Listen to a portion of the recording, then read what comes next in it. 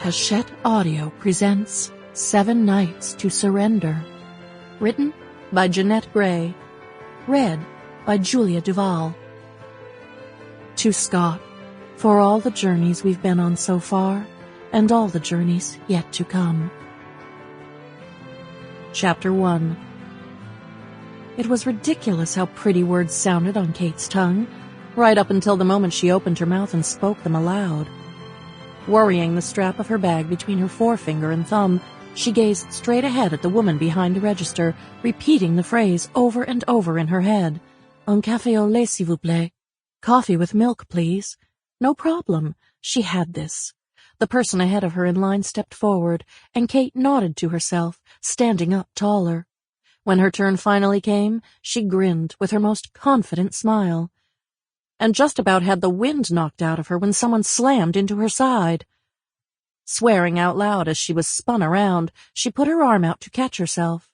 A pimply teenager was mumbling what sounded like elaborate apologies, but with her evaporating 10th grade knowledge of French, he could have been telling her off for running into him for all she knew. She was going to choose to believe it was the apologizing thing. Embarrassed, she waved the kid away, gesturing as best she could to show that she was fine. As he gave one last attempt at mollifying her, she glanced around. A shockingly attractive guy with dark hair and the kind of jaw that drove women to paint stood behind her, perusing a French-language newspaper with apparent disinterest and a furrow of impatience on his brow. The rest of the people in line wore similar expressions. She turned from the kid, giving him her best New Yorker cold shoulder. The lady at the register, at least, didn't seem to be in any big rush. Kate managed a quick désolé, sorry, as she moved forward to rest her hands on the counter. She could do this. She smiled again, focusing to try to summon the words she'd practiced to her lips.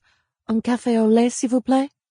Nope, not nearly as pretty as it had sounded in her head, but as she held her breath, the woman nodded and keyed her order in, calling it out to the girl manning the espresso machine.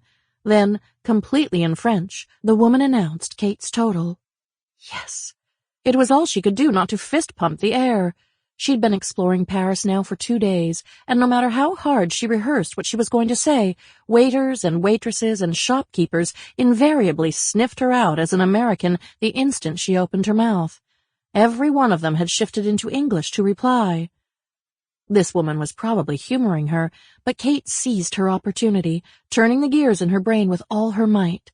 She counted in her head the way her high school teacher had taught her to, until Sample complete. Ready to continue?